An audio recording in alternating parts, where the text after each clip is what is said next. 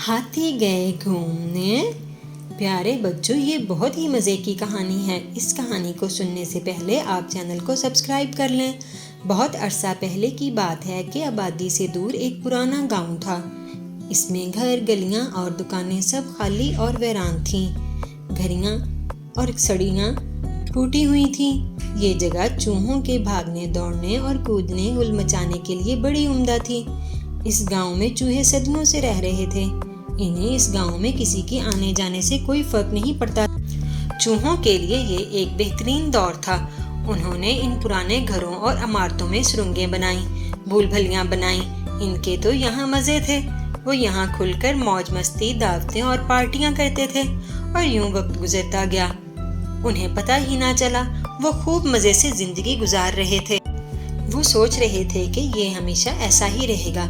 लेकिन एक दिन ऐसा हुआ कि हाथियों का एक बहुत बड़ा गोल, जिनकी तादाद दर्जनों में थी, गांव से गुजरते हुए मगरिब की जानिब एक बड़ी झील की तरफ बढ़ रहा था।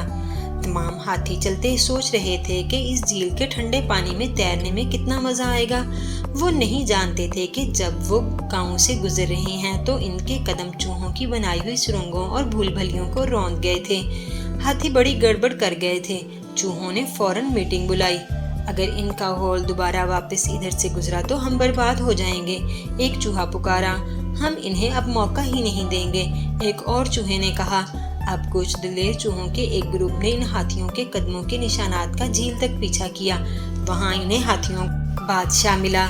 बादशाह के सामने झुकते हुए एक चूहा बाकी सबकी नुमाइंदगी करते हुए बोला, बादशाह सलामत। यहाँ से हमारी चूहों की आबादी ज्यादा दूर नहीं है। ये उसी पुराने वीरान गांव में है जहाँ से आप गुजर कर आए हैं। आपको पता है आपने क्या किया है? आपको याद होगा। मुझे याद है, हाथी बादशाह ने कहा। हम हाथी हैं, हमें नहीं मालूम हुआ कि वहाँ चूहों की आबादी है। वहाँ आपको नहीं मालूम था? इस चूहे ने तंज से कहा।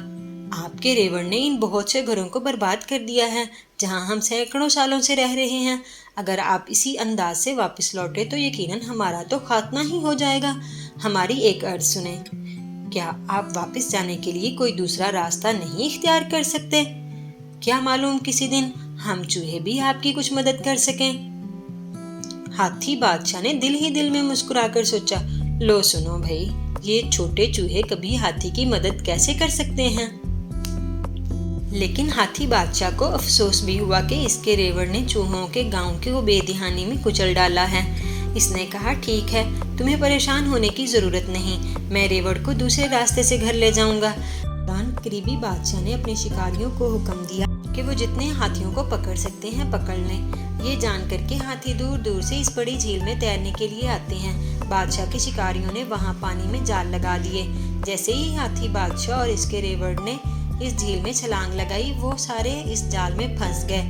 2 दिन बाद शिकारियों ने हाथी बादशाह और इसके रेवड़ को बड़ी बड़ी रस्सियों से खींचकर झील से बाहर निकाला और इन्हें जंगल के मजबूत दरख्तों से बांध दिया। जब शिकारी चले गए तो हाथी बादशाह सोचने लगा कि अब क्या किया जाए। सब दरख्तों से बंधे हुए थे, सिवाय एक हाथी के। वो आजाद था क्योंकि इसने झील में छलांग नहीं लगाई थी। हाथी बादशाह ने इसे पुकारा। इसने इसे कहा कि वो फौरन वीरान गांव जाए और चूहों को यहाँ लाए। जब चूहों को पता चला कि हाथी बादशाह और इसका रेवड़ इस मुसीबत में है तो वो झील की तरफ भागे।